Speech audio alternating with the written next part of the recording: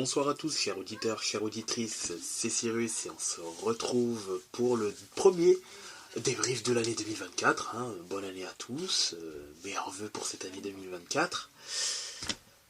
31e épisode, 17e épisode de notre saison 2. Et pour parler de l'actualité footballistique de la semaine, qui n'a pas été chargée, mais il y a quand même une belle petite actualité en ce moment, je serai accompagné de nos fidèles contributeurs Alexis. Bonsoir tout le monde. Jeff. Bonsoir à tous. Et Camille. Buonasera.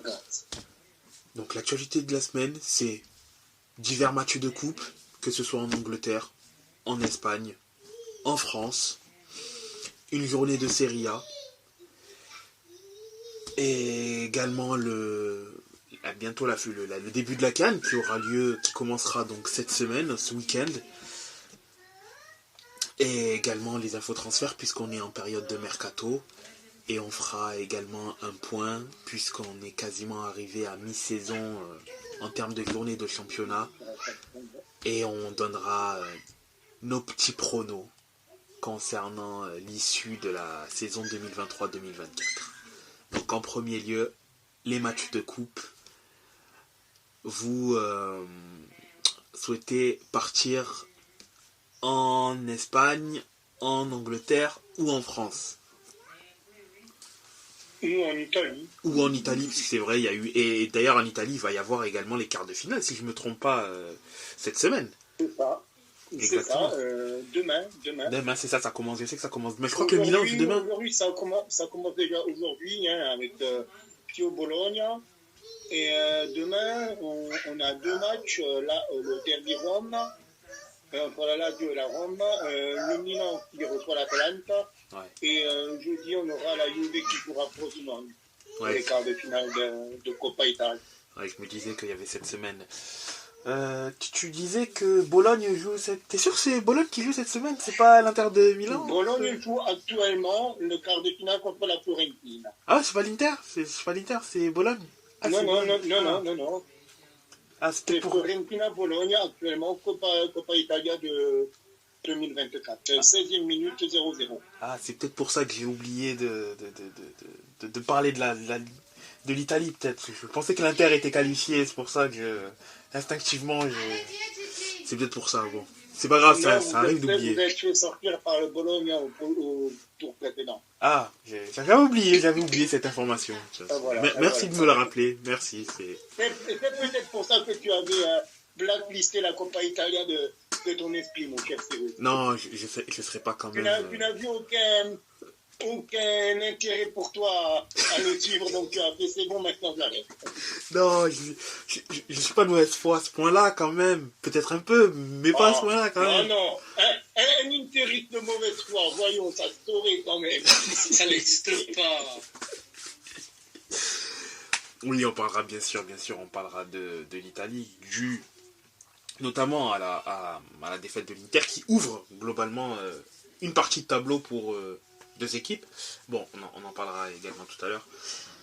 Mais oui, donc concernant la France, on va en parler quand même de la France en premier, les résultats de la Coupe de France, où je sais pas vous, mais pour moi, il n'y a quasiment pas eu de suspense, hormis Sochaux qui l'a fait.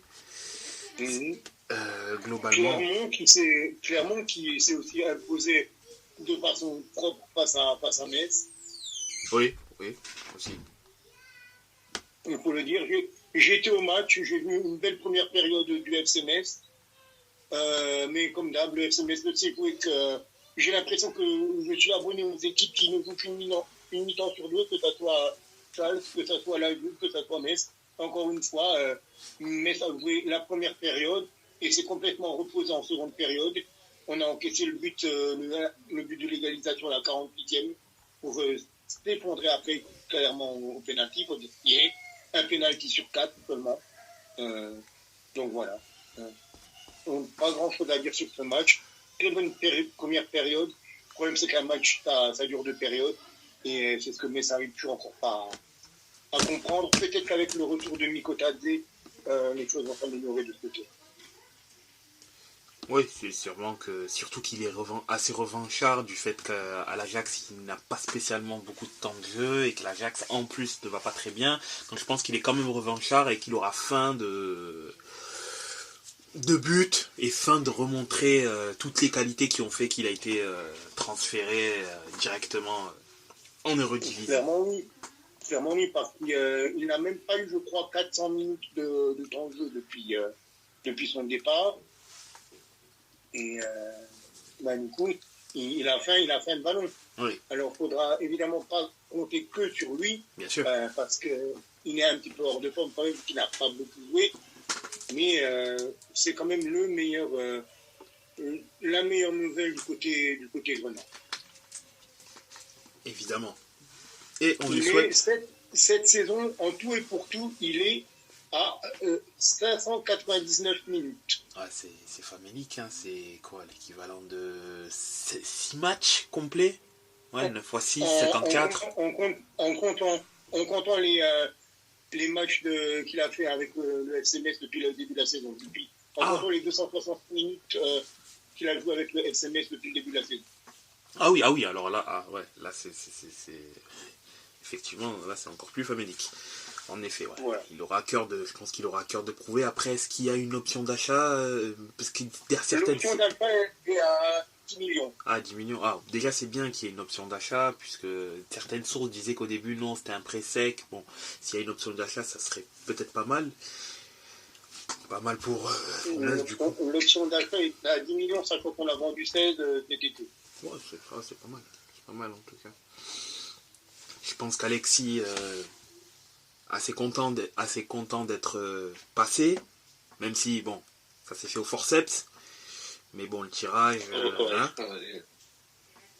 oui, comme tu dis, ça s'est fait au forceps. C'est comme le tour, comme il y a 2 tours et limite comme le dernier tour, quand on s'était imposé à Canet au tir au but et victoire 1-0 à Angoulême. Ouais. Ça jouait contre Saint-Gratien, le club de National 2. Et puis comme lors du match à Canet, on a pris le premier but, on est mené 1-0 à la mi-temps. Et puis deuxième mi-temps, un tout petit peu mieux, mais de toute façon, c'est comme avec les Girondins. Enfin, c'est les Girondins, c'est pas compliqué de faire mieux en deuxième qu'en première, vu les premières mi-temps qui nous sortent. L'égalisation de Dinatenko après sur un corner d'une reprise de volée qui trompe le gardien. Donc voilà, égalisation, un partout à la fin du temps réglementaire. Encore, même pour dire qu'on s'en sort assez bien parce que Saint-Gratien marque un but, mais refusé à la 92e, je crois, un truc comme ça. Donc on va dire qu'on s'en sort plutôt bien. Et puis Khalifo au penalty, on arrive quand même à stresser un minimum parce qu'on menait quand même 3-0 au péno, on en rate 2. Ils reviennent à 3-2 et puis finalement on s'impose 4-2. Donc même sur des tirs au but, on arrive à stresser même en menant 3-0. Donc voilà, on va dire on retiendra la qualif et puis c'est tout. Donc c'est largement suffisant de retenir la qualif. Pour le contenu, c'est une autre histoire. Sachant qu'on reprend le championnat lundi prochain à Auxerre, mais ça on en parlera un peu plus tard. Le mois de janvier va être un peu compliqué. Mais voilà, comme je dis, on retiendra la qualif. La chance de recevoir à domicile au tour prochain une Ligue 1 et pas n'importe laquelle par rapport à cette saison. Ce sera Nice qui viendra à Bordeaux, Nice qui aura plein d'échéances à venir, qui aura qui a le championnat, donc peut-être qu'ils peuvent faire tourner sur cette rencontre. Mais pourquoi pas dans un stade qui devrait quand même être assez bien garni. On peut, ça me fait chier d'employer ce terme, mais on peut envisager l'exploit face, c'est dire à quel point on est descendu si bas, Mais ouais, peut-être envisager l'exploit face à Nice la semaine prochaine. Donc voilà à peu près ce que j'avais à dire sur les Girondins et concernant cette rencontre. Après, bon, c'est vrai que dire exploit, ça semble assez bizarre, hein, compte tenu du fait que Bordeaux est un habitué à la Ligue 1. Après, on peut aussi arguer que le fait que Nice est l'une des meilleures défenses du championnat et que le fait de passer implique soit qu'il y ait un 0-0 ou soit marquer des buts à Nice, ce qui est compliqué cette année. Voilà. Sur tout ça. Puis le gardien niçois, même sur le penalty, qui est quand même assez costaud. Donc oui. Même sur ça sera compliqué. Ça sera déjà un match compliqué en lui-même. Donc après qu'on aille au péno ou sur 90 minutes, ça sera quand même très, très compliqué. C'est vrai que Lucas, en termes au niveau des pénaltys, il est quand même assez solide. Moi, je sais pas vous, c'est pas bon. Concernant les résultats, de toute façon, il y a quasiment pas de surprise, hein, comme on l'a dit, à part Sochaux qui a fait sauter le. Les 18 clubs de Ligue 1 qui sont passés. C'est ça. Moi, je sais pas vous, mais j'aime beaucoup le fait que on soit au niveau pour la Coupe de France, ça soit 90 minutes et penalty, et qu'il n'y ait pas les prolongations. Je trouve que ça apporte, je sais pas, ça apporte du piment et ça fait que tu peux pas te permettre d'essayer de calculer. Soit tu gagnes, soit ça devient direct un 50-50. C'est que tu peux pas utiliser le fait que éventuellement tu as un effectif plus profond, que tu peux, je sais pas, imaginons le PSG joue contre une petite équipe et par chance la petite équipe arrive à les tenir 90 minutes, ben, le PSG peut pas se dire bon, pendant 90 minutes, allez, il y a un 0-0, on sait qu'on va les tuer aux prolongations parce que on est capable de faire rentrer 3-4 joueurs supplémentaires, eux seront morts, etc. Faut que tu réussisses en 90 minutes à les tuer, sinon, malheureusement, tout peut arriver parce que c'est une loterie. Oui, en fait. Ce que tu veux dire, c'est de les avoir à l'usure, en fait. C'est ça, exactement, ouais. Ça, c'est la fatigue. C'est ça, et ça, c'est quasiment plus possible. Enfin, ouais, globalement plus possible, puisque bon, tenir 90 minutes, certes l'intensité, un club par exemple de National 2 n'est pas habitué à la même intensité que le PSG, mais sur 90 minutes, on va dire que sur le papier tout est possible. Après, bon, voilà. Il se passe ce qui se passe. Mais cette notion d'imprévisibilité, elle est réduite et je trouve que c'est cool. Et j'espère que ce format-là va être pérenne de manière à je sais pas, faire en sorte qu'il y ait le plus de surprises possible. Parce que je me dis, par exemple, l'année dernière ou il y a 2 ans, je crois, que l'OM perd contre Annecy après avoir éliminé le PSG. C'est l'an dernier. C'est l'an dernier. Est-ce que l'OM aurait perdu en 120 minutes? Peut-être pas. Mais en 90 minutes, forcément, c'était beaucoup plus possible. Enfin, après, parce qu'il y a les pénaltys aussi. Mais, tu vois, il y a ça aussi. Enfin, même si j'aurais peut-être pas dû utiliser cet exemple-là, mais bon, c'est pas grave, c'était pour l'illustrer. Est-ce que Annecy aurait tenu 120 minutes? Peut-être pas, mais par contre, le fait est d'avoir tenu pendant 90 minutes, ça crée une incertitude qui fait que, en sachant que derrière, tu sais que le gardien de l'OM n'est pas spécialement un spécialiste des pénaltys. Donc, tout est possible à partir de là. Mais je trouve que le format est cool. Ce format-là est assez cool. Soit ce format-là, soit l'autre format.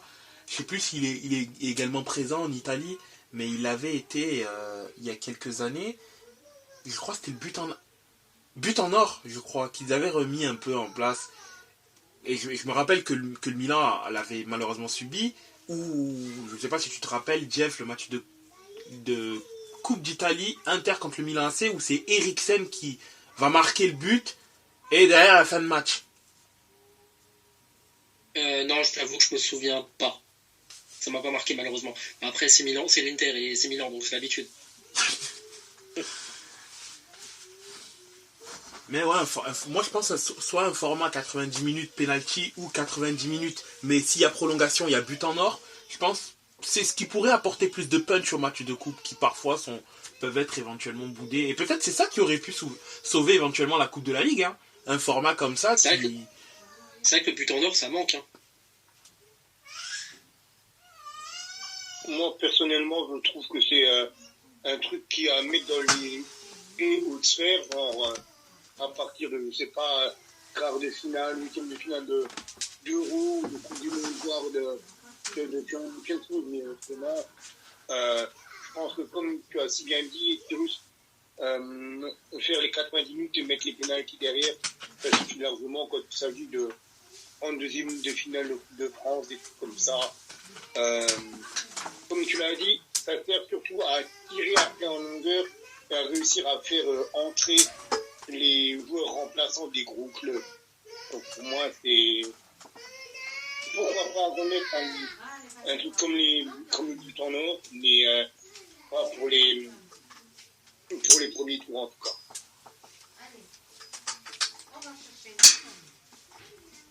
Mais ouais, après peut-être ça, ce serait peut-être un débat qu'on pourrait avoir en parallèle hein, dans notre édition, mais but en or, but en argent, moi c'est vrai que je suis comme Jeff, hein, je trouve que ça manque, hein, parce que mine de rien, est-ce qu'on se serait autant rappelé de la volée de Trezeguet s'il n'y avait pas eu le but en or? Peut-être pas. Non, évidemment que non. Parce que c'est ça qui a apporté la dramaturgie. Bon, il met un but exceptionnel, hein, attention. Hein. Pas... Et ça a aussi apporté, du coup, c'est l'eau de curiosité, on va dire, sur le Mondial 2002. Ouais. Parce que les éliminations de l'Espagne et de l'Italie sont dues à ce genre de choses. Bon, après, pour l'Italie, on peut dire que c'est pas que ce genre de choses-là, mais bon. Joan, notamment contre l'Italie, qui le fera se faire virer par contre qui fait Perugia à l'époque. Après, bon, d'un point de vue de footballistique, effectivement, même si, bon, je pense que tu le sais très bien, le match de l'Italie, il y en aurait beaucoup de choses à dire quant à l'arbitrage. Mais ça, c'est encore une fois autre chose. Mais bon, le foot, c'est le foot, hein. Mais ouais. Du côté de l'Angleterre, pas énormément également de surprises. Bon, il y a eu des matchs de FA Cup, mais il y a eu également des matchs de Coupe de la Ligue également. Là actuellement, bon, il n'y a pas eu tous les, oui, il y a eu tous les 16e de finale où globalement les grosses équipes se sont qualifiées. Newcastle s'est qualifié en disposant de Sunderland. United qui va assez mal en championnat s'est quand même imposé contre Wigan. Oui, bon. Enfin, c'était quand même poussif contre Wigan. Exactement, oui, c'était encore poussif. C'est ça. Exactement. Il y a City. Et en parlant de la Coupe de la Ligue anglaise, il y a un match qui est en train de se dérouler actuellement, c'est Middlesbrough contre Chelsea. 0-0 à la 33e. Et demain, Liverpool recevra Fulham. Exact. C'est vrai qu'il y a également les matchs de Cup, puisque la Cup, elle, se termine bien plus tôt que la FA Cup. Tottenham qui bat Burnley, City qui bat Huddersfield, Arsenal du coup qui a perdu contre Liverpool, Arsenal qui va pas trop bien en ce moment, qui a mal terminé l'année. Ouais, elle m'a fini l'année. Il y a un autre match contre Liverpool qui arrive très bientôt, qui arrive le 4 février du coup. Là, c'est le deuxième match contre Liverpool. Le premier match de championnat, c'était un match nul. Là, c'est une défaite 2-0. Voilà. Arsenal qui est sur une mauvaise série de 4 matchs sans victoire. Le match nul contre Liverpool, mais la défaite contre West Ham, contre Fulham. Et là, du coup, la défaite contre Liverpool. Bon, même si, jusqu'à la Ligue des Champions, le calendrier n'est pas immensément compliqué, mais attention, Arsenal pourrait laisser des plumes qui pourraient leur coûter cher dans la course au titre. Chelsea-Aston Villa également qui se sont imposés. Leicester qui a gagné difficilement contre Millwall. West Ham qui a fait match nul du coup contre Bristol City. Rematch comme Crystal Palace et Everton. Luton Bolton aussi. Exact. Entre un petit poussé qui est actuellement en Première Ligue et une équipe relativement historique de Première Ligue qui n'y est pas en ce moment. Et les Wanderers de Bolton. Bolton qui est en 3e division d'ailleurs. C'est ça. C'est en 3e division dont certains autres clubs ont déjà également aussi été en Première Ligue comme Portsmouth, Derby County, Wigan, Reading, des clubs qui dans les années 2000... certains clubs qui ont gagné même des FA Cup, ou des League Cup. Exactement. Portsmouth, il me semble. Comme le Portsmouth de la Diarra à l'époque. Exact, en effet. Donc, ouais, c'est... Bon, là, ils sont en 3e division, bon, voilà, c'est... Mais Bolton est bien placé pour remonter. Portsmouth et Bolton qui sont tous les deux aux premières places. C'est ça, exactement. Pour l'instant, du moins, ils sont prêts à monter directement en D2. Donc, il faudra voir ce que ça va donner. Du côté de l'Espagne, dont d'ailleurs je vais avoir un mot pour toi,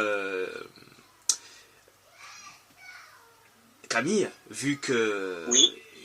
Il y a quand même certaines choses qui commencent à être dites sur un joueur que tu apprécies énormément, donc forcément je vais également en parler. Mais concernant la Coupe du Roi, où on n'a pas normalement eu aussi de surprise, hein, en soi la Real Sociedad est également passé, le FC Barcelone est difficilement passé, mais est également passé, pareil pour le Real de Madrid, Villarreal également. Es-tu sûr que Villarreal est passé? Parce que moi, ce n'est pas sur mon scoring. Pardon. Ils sont justement fait sortir par Salamanca. Effectivement, ils se sont fait éliminer 2-1. En effet, ils ont bien fait éliminer. Ils sont inclinés au pénalty. Le sous-marin jaune. Exactement, oui. Ils sont fait éliminer. Ils se sont bien fait éliminer. Séville qui va... Après avoir eu un match reporté pour manque d'électricité. Panne d'électricité lors de la première tentative. Exact. En effet, oui, ils ont bien perdu 2-1. T'as la Sociedad qui s'est qualifiée, Valence aussi, l'Atlético Bilbao aussi, l'Atlético Madrid aussi, Gérone également, Real de Madrid aussi. Globalement, Séville aussi, malgré que Séville va extrêmement mal en championnat, visiblement ils arrivent à quand même faire le taf. Quand c'est sur des équipes de division inférieure. Oui. On peut noter, n'empêche la qualification d'Alaves face au Betis. Oui, aussi. Au Deportivo Alaves. Quand on parle du FC Séville qui ne va pas bien, mais le Betis qui va relativement bien quand même, qui s'est incliné face à Alaves. Alors, donc, le Betis, pas en ce moment. Du Deportivo, le finaliste de la Coupe UEFA de 2001. Oui. Le Deportivo Alaves de Jordi Cruyff à l'époque face au Liverpool de Michael Owen. Après là en ce moment le Betis c'est un peu compliqué, ou depuis leur match nul contre le Real, ça gagne plus. Bon, ils ne perdent pas énormément, hein, c'est 3 nuls, 3 défaites, mais voilà, leur dernière victoire c'était contre Villanovense le 6 décembre. Sinon c'était 3 nuls, 3 défaites malheureusement. Donc bon, ils sont sur une pas très bonne série, et du coup contre Alaves ils ont également ils ont continué un petit peu leur petit calvaire. Exactement. Et donc, en revenant sur la performance du FC Barcelone, qui a été quand même assez compliquée, faut le dire, hein, c'était très poussif, quand même assez poussif. un joueur est principalement dans l'œil du cyclone, c'est Lewandowski. Notre ami Robert, mon ami Robert, devrais-je dire. Exactement, qui commence à cristalliser les critiques du côté de Barcelone par rapport à son influence sur le jeu, sa forme. Quand je dis forme, c'est pas qu'il est en méforme, oui, il est en méforme, pas physique, puisqu'il est toujours très bien. Il faut le dire, par rapport aux résultats et aux stats qui nous habitue à faire depuis une dizaine d'années, une grosse dizaine d'années, on peut pas vraiment dire que ça soit un grand Lewandowski. Exactement. Parce que même s'il a 8 buts et 4 passes décisives en 17 matchs, on parle quand même d'un des... allez, je vais me risquer à dire un des 5 meilleurs buteurs de ces 10 dernières saisons.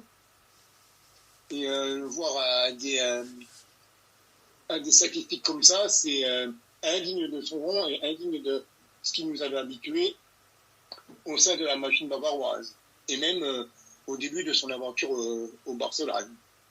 Exact. Et c'est surtout, déjà, ce qui cristallise, c'est le fait que son impact dans le jeu, le fait est qu'il rate des occasions qui habituellement, à 99%, ça fait but pour un joueur de sa stature. Concernant les buts, quand tu fais le focus sur les buts auxquels il marque, c'est le pédigré des équipes contre qui il marque, parce qu'à part Gérone, globalement c'est compliqué contre les équipes de top niveau de cette saison en Liga. Donc quand on regarde, ça a été Villarreal, ça a été ça a quand même été Villarreal, ça a été le Betis, ça a été Girone, Osasuna, Celta Vigo, où il met un doublé. Il y a 3 buts sur 8 qui sont contre des équipes du haut de tableau. Ça fait à peu près la moitié. Pas tout à fait la moitié. Alaves également un doublé. Il a mis un doublé contre Vigo, un doublé contre Alaves, un but contre Osasuna. Oui, c'est pas des stats à la Lewandowski, et c'est pas moi qui vais dire le contraire. C'est ça. Ne t'inquiète pas, ce n'est pas du tout ça que je vais dire. Oh là là, mon Dieu, tu connais trop bien mon affection et mon analyse sur ce joueur pour dire que c'est des stats qui lui correspondent et qui doivent suffire à un joueur de ce calibre. Mais quand on me dit qu'il n'a marqué que contre des équipes de petits gabarits, 3 buts sur 8 marqués contre des équipes de haut tableau, je trouve pas vraiment que ça soit... on peut pas vraiment dire qu'il a marqué que contre Valladolid et contre Riron, comme les Exact. Il y a également... Bon, après, il y a aussi le facteur... Bon, même s'il est censé, au vu de sa stature, quand même réussir à tirer l'équipe le plus haut possible. Après, je vais pas faire un parallèle, mais... Parce que c'était complètement différent. Mais je vais me mettre dans la même situation qu'un joueur qui a été pas au même... Je crois pas que c'était au même âge. Mais il est dans une équipe qui n'est pas spécialement bien structurée, je trouve. Parce qu'au-delà du fait que Lewandowski ne soit pas aussi impactant qu'il devrait l'être, il y a quand même un problème dans l'animation offensive déjà de ce FC Barcelone-là, qui est quand même assez brouillon. En attaque, même si c'est vrai qu'on fait le focus sur Lewandowski, bon, parce que c'est un joueur calibre Ballon d'Or, c'est aussi pour ça, mais autour de lui aussi, c'est pas spécialement très brillant. Rafinha n'est pour moi pas une réussite. Ferran Torres. Et même Joao Félix. Oui, qui marque le pas également. Mais bon. Comme Joao Félix, comme Ferran Torres, dont on aurait pu attendre beaucoup plus. C'est ça, parce que bon, Félix, oui, il a très bien commencé, mais il faut pas oublier que le fait est de pouvoir, bon, même si je ne pense personnellement pas que le Barça pourra le racheter à l'instant T, puisque l'Atlético risque de demander une grosse somme. Mais du moins, il aurait pu essayer de... Enfin, le fait est qu'il se montre, qu'il soit éventuellement décisif, peut avoir une incidence sur sa capacité à pouvoir être soit racheté par le FC Barcelone, mais bon, ce que je ne pense pas trop, ou être racheté par un autre club. Là, le fait est que ça... Enfin, même si, attention, la saison n'est pas terminée, il peut très bien remonter la pente, mais ça joue pas spécialement en sa faveur. Au milieu de terrain, c'est également compliqué, où le fait est de n'avoir étrangement, bizarrement pas préparé l'après Busquets, fait que il manque ce joueur liant-là. Bon, après, Pedri... Le problème qu'il y a aussi, c'est que j'ai l'impression qu'ils ont voulu acheter certains joueurs pour les acheter et pour ne pas vraiment les utiliser à bon escient. Exact. Comme un Gundo. Ouais. Gundogan, c'est une énorme opportunité de marché. Mais comme tu dis, c'est pas Gundo qui doit remplacer Busquets. Parce Exact. que l'un joue plus haut que l'autre. Et après, si tu regardes, il y a qui derrière? T'as un Oriol Romeu, t'as un De Jong qui, pour moi, ne sera jamais un vrai fit à la Busquets. Et t'as un Sergi Roberto qui est gentil, quoi. Mais Sergi Roberto, quoi. C'est un bon goût, hein, quoi. C'est un bon 12e, 13e, 14e. Exactement, un bon soldat, ouais. Ouais, le souci est que tu peux pas... Enfin, ouais, déjà, il y a un problème au milieu au FC Barcelone. Parce que si tu veux, le joueur qui est le plus à même sur le papier de pouvoir jouer 6, même s'il n'aura pas le rôle de Busquets, parce que c'est un joueur complètement différent, c'est De Jong. Problème, si tu mets De Jong en tant que 6, t'as forcément besoin de quelqu'un qui fasse le sale boulot derrière lui. Et t'as Pedri qui est censé avoir une place de titulaire. T'as Gundogan qui... Normalement, tu peux pas mettre sur le banc. Il est beaucoup trop fort pour être sur le banc. Ben, t'as pas le joueur qui fait le sale boulot. Et t'as Gavi. Après, Gavi, parfois, il joue également sur le côté. Mais effectivement, t'as aussi Gavi.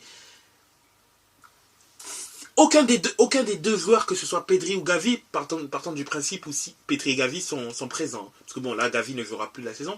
Mais aucun des deux n'est programmé pour faire le sale boulot comme l'était Van de Beek. Même si pour moi, c'est pas Van de Beek, c'est plus Sean qui faisait le sale boulot. Mais du moins, il n'est pas protégé défensivement. Et à partir de là, ben, le fait est qu'il ne soit pas protégé fait que il peut pas avoir tout son impact, toute son influence offensive qu'il devrait avoir, parce que s'il essaye de l'avoir, c'est au risque de laisser un trou derrière lui. Parce que c'est pas Pedri qui va faire le travail défensif, et Gavi qui, bon, pour moi, il n'est pas spécialement un bon défenseur, mais bon, encore, il est très jeune. Il peut pas défendre pour 3, en fait. C'est pas possible. Non. Donc... Il n'y a qu'un vrai numéro 6 actuellement confirmé. Parce que, bon, je n'ai pas vu assez jouer un garçon comme Fermin Lopez, donc je ne vais pas jouer si je ne sais pas. Pour moi, il y a un seul vrai 6 dans cette équipe. C'est Roméo. Et c'est Oriol Romeu. Avec tout le respect que j'ai pour lui, il est formé au Barça, mais est-ce que pour moi, il a le niveau de jouer au grand FC Barcelone en tant que remplaçant? Oui, mais pas en tant que titulaire. Oui, et surtout en tant que remplaçant, mais pour apporter autre chose. Parce que si tu attends de lui de pouvoir orienter le jeu, bon, je ne dis pas que c'est quelqu'un qui a les pieds carrés, attention, mais il est plus dans le domaine physique d'un 6 classique, ou dans l'impact, c'est ça, dans l'impact physique. Il est plus dans ce registre-là, plutôt que d'être dans un registre assez hybride, comme pouvait l'être Busquets. Parce que si c'est ça qu'attend Xavi, je sais pas. Il n'est pas du tout dans un rôle de quarterback à la Busquets, à la Xavi, à la Pirlo, à la Xavi Alonso. Exactement. Donc, moi, j'aimais pas de critique sur Roméo, parce que pour moi, il fait son travail. Mais le joueur en lui-même est déjà limité. Donc, tirer sur quelqu'un qui est déjà limité et qui remplit le job qu'il sait faire, je trouve que c'est contre-productif et c'est malhonnête. Ce serait de la malhonnêteté intellectuelle de dire oui, mais Roméo, il fait pas ce que Busquets fait. Ouais, mais d'accord, mais dans quel monde a-t-il le style de jeu de Busquets? Il ne l'a pas, donc Voilà. Donc, ouais, il y a tout ça mis bout à bout, fait que... Et d'ailleurs, le Barça est moins souverain défensivement que l'année dernière. Je crois que le Barça, d'ailleurs, pris déjà plus de buts que l'année dernière.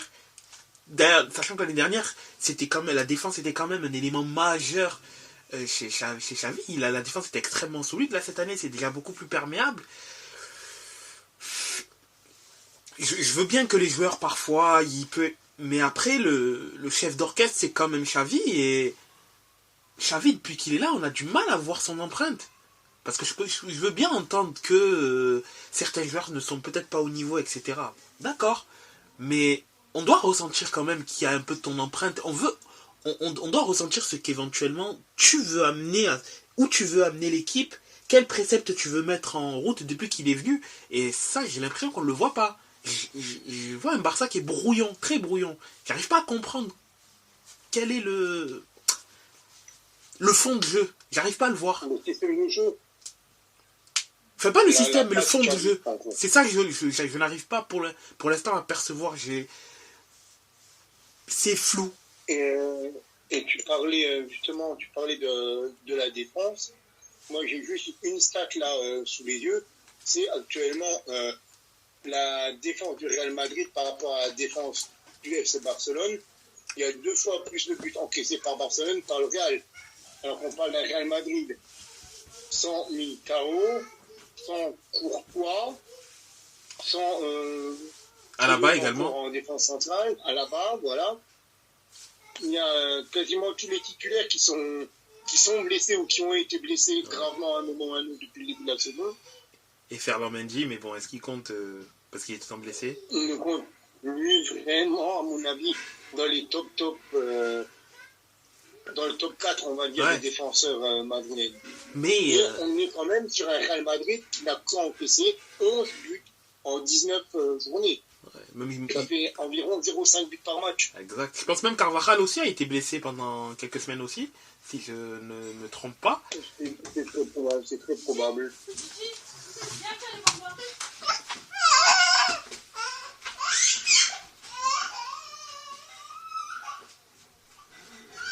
Donc, franchement, moi, quand on parle de la défense du Real, je dis oui.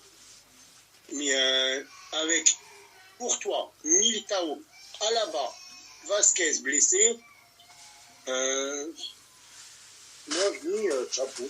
Ouais, bah oui. Chapeau. Après, pour moi, il y a toujours encore un problème à régler, qu'ils devront régler soit là, soit à l'intersaison en été, et le problème du neuf. Oui, oui. Je pense que là, dans le chemin où ils sont, ils vont continuer leur saison comme ça, et on va compter sur les continuels exploits de Bellingham, de Vigny, de Rodrigo, et pour pouvoir se pencher sur un gros attaquant à l'été. Mais cet hiver, de toute façon, ce sera compliqué de faire des gros investissements, mais c'est sûr que tôt ou tard, comme tu as dit, c'est exactement ça, tôt ou tard, ça va flancher, ça va manquer d'un neuf, quoi. Et d'un bon neuf. Il ne faut pas être le Real Madrid et ne pas avoir de grands buteurs. C'est ça. C'est comme le Bayern, c'est comme la Juve, c'est comme l'Inter, c'est comme n'importe quel grand d'Europe, de toute façon.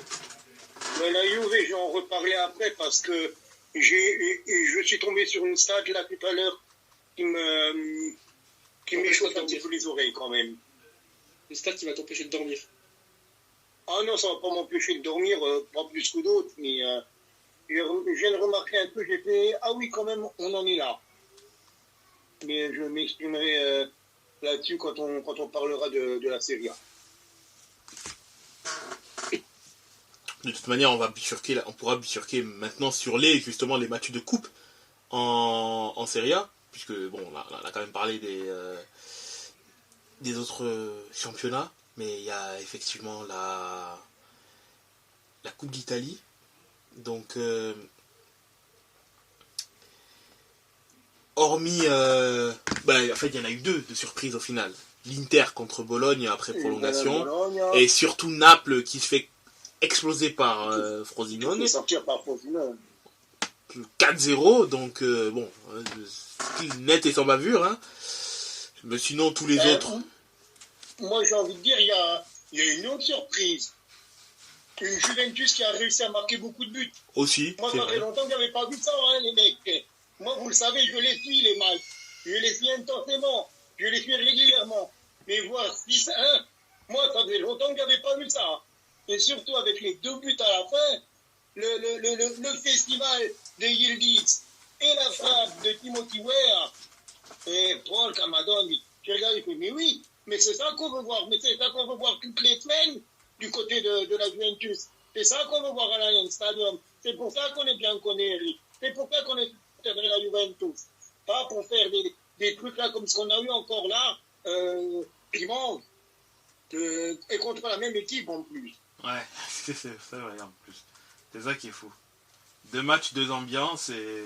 Bon, le résultat est le même, hein, mais c'est vrai que...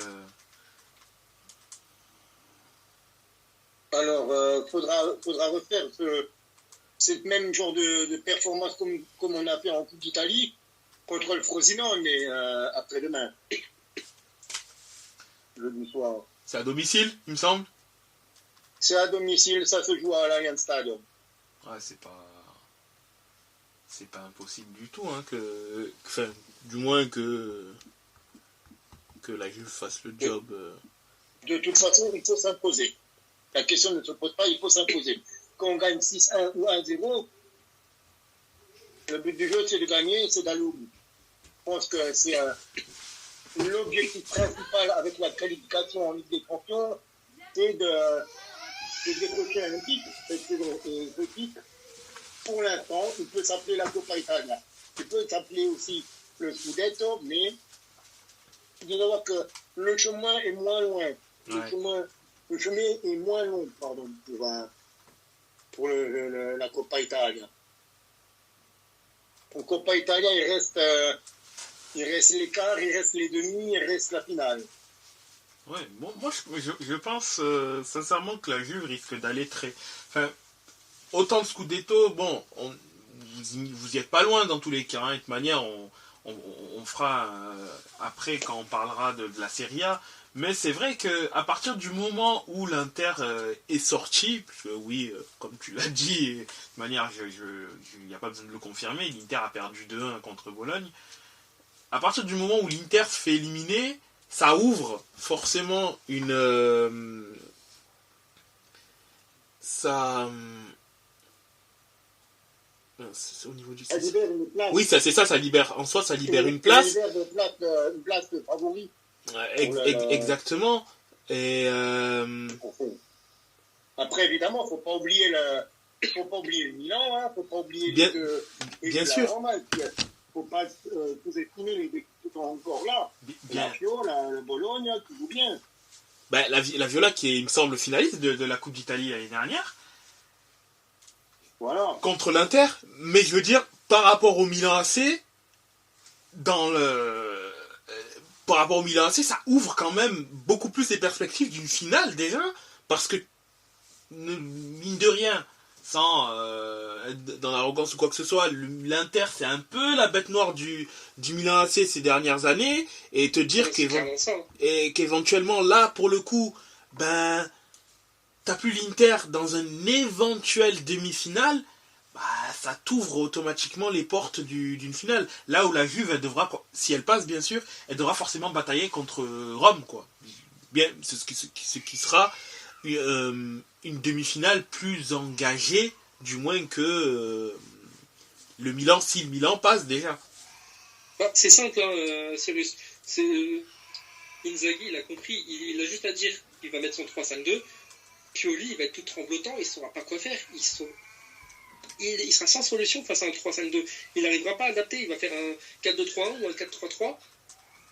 Mais Milan va se faire ouvrir, et ça, Inzaghi le sait très bien. Mais du coup, là, ouais, moi, je me suis dit, ah mince. Après, bon, le Milan, j'ai l'impression qu'ils prennent jamais au sérieux la Coupe d'Italie. C'est ça aussi le truc. Mais... Bah, pour l'instant, au départ, j'aurais été d'accord avec toi. Parce que quand tu vois les compos et où tu vois que Milan met beaucoup de jeunes, tu te dis ouais, peut-être qu'ils ne la prennent pas au sérieux, mais pour l'instant, force est de constater que les résultats sont là. Donc non seulement on a des résultats, mais en plus Milan fait jouer des jeunes. Je critique quand il faut critiquer, mais là je suis obligé de dire que Pioli fait un taf respectable. Après, quand je dis ça, c'était plutôt historiquement hein, pour le Milan, vu que vous... Ah en oui, soi, bien sûr. tu vois, c'était pour ça. Après, bon, là, je pense que peut-être que vous êtes quand même un minimum... Enfin, vous êtes quand même assez loin des premières places. Ça veut pas dire que c'est complètement mort pour le Scudetto, mais du moins, en haut, Bah, c'est assez faudrait que vous solide. fassiez un sacré faux pas pour que Milan rattrape le retard. Tu vois. Et si le Milan, si l'Inter fait un faux pas, c'est la Juve qui va passer devant. Et je doute que si la Juve passe devant, qu'elle lâche énormément. Donc, tu vois. Il y a quoi? Il y a 15 points de retard entre les deux C'est Milan? pas la peine d'espérer, les mecs. Il y a que 2 points. Il y a quoi? Il y a 15 points de retard entre les deux Milan, si je dis pas de bêtises? Je vais te dire ça tout de suite. Un peu de choses près, il me semble que c'est ça. Entre 10 et 15. Non, l'Inter a moins 9. Ah, 9 points. Bah, ça fait quand même 3 matchs que vous devez perdre et nous gagner, quoi. Pour vous coller au cul. Pour coller au cul. Ouais. Plus, enfin. Nous, on est à 2 points. Ouais, c'est ça. Et c'est même pas 3 matchs, je crois que c'est plus, parce que c'est 4-4, parce que confrontation directe, vous avez perdu combien? 5-1? Ouais. Ouais. Là. Donc, ouais, il faut compter un match en plus. Là, Donc, c'est soit non, vous. bah, la 3e place, pour moi, elle est quasiment acquise. Mais j'espère même pas la 3e. Hein. En toute objectivité, la 2e, elle va être compliquée. Bah, la Juve, elle va pas lâcher. Parce que nous, on va se taper avec l'Inter jusqu'à la finale. Hein. De toute façon, moi, j'ai noté le match, la date à retenir là, qui va certainement jouer pour moi la saison, c'est le 4 février. Ouais, c'est l'Inter-Juve. C'est Ouais, l'interview. ouais c'est ça. Et celui-là qui va gagner ce match-là, Aura le Scudetto. si c'est l'Inter qui gagne, le titre est joué. Je ne vais pas ergoter, pas tourner autour du pot 15 ans. Si le 4 février, l'Inter gagne contre la Juve, l'Inter est champion pour moi. Si la Juve gagne, on ne sera pas champion, mais il faudra que l'Inter gagne tout.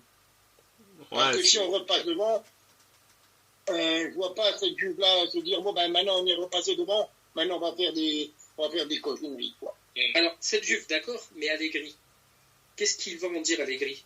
Est-ce qu'il va jouer le pragmatisme ou est-ce qu'il va essayer de jouer le titre Non, il va être pragmatique jusqu'au bout. Il va dire, moi, il va garder le même système de jeu, clairement. C'est ça, en fait, c'est ça qui craint, en fait, dans le match contre l'Inter, c'est que, vu que l'Inter est une équipe joueuse et que la Juve d'Allegri, du moins, cette Juve d'Allegri-là, c'est une équipe qui s'en fout d'attendre.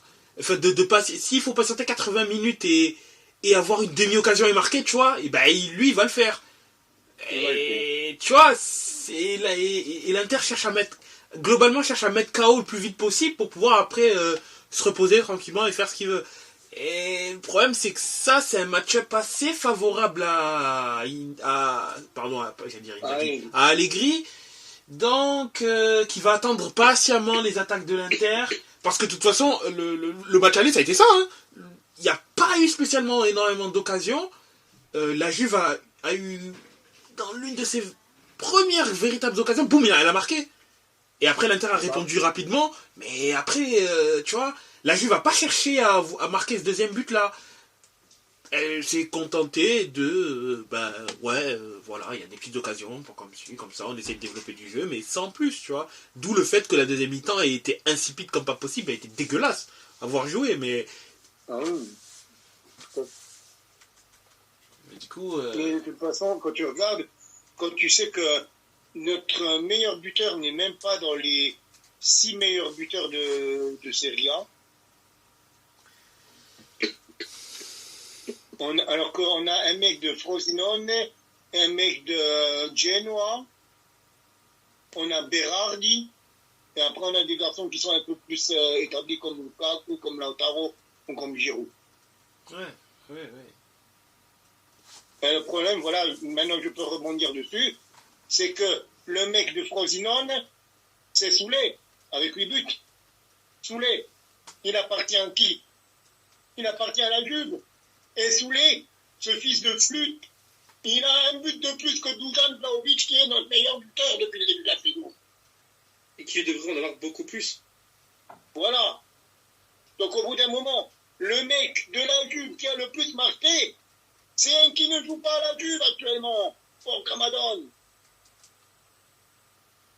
Alors ça me donne envie de me taper la tête contre le mur. Quand tu regardes que Mathias Soulé, et il joue à Frosinone, il a 8 buts, Dusan Vlahovic qui joue, qui est titulaire, qui joue, il en a 7. Mais pourquoi? Pourquoi Dusan? Pourquoi Mathias Soulé?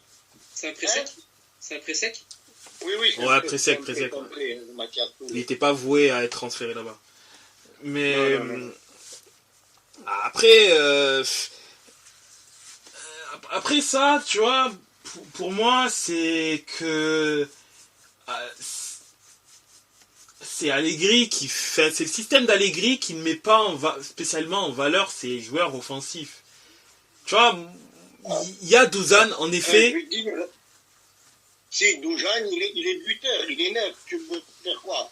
Tu veux faire quoi de plus? Buteur de buteur. Ouais, mais ce que je voulais dire, mais je vais l'indiquer juste après qu'on fasse une petite pause. Du coup, donc on revient tout de suite concernant cela.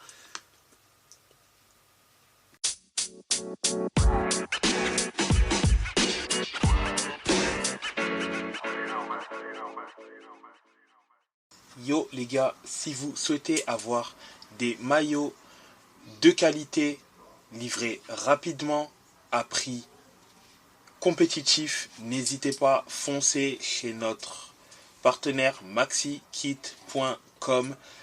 Avec le code LTR, vous aurez 15% de réduction sur votre commande. Donc n'hésitez pas, si vous êtes fan de foot, que vous souhaitez agrandir votre collection de maillots ou que vous en avez marre de payer des maillots de football trop chers, n'hésitez pas, foncez chez notre partenaire maxikit.com avec le code LTR, vous aurez 15% de réduction.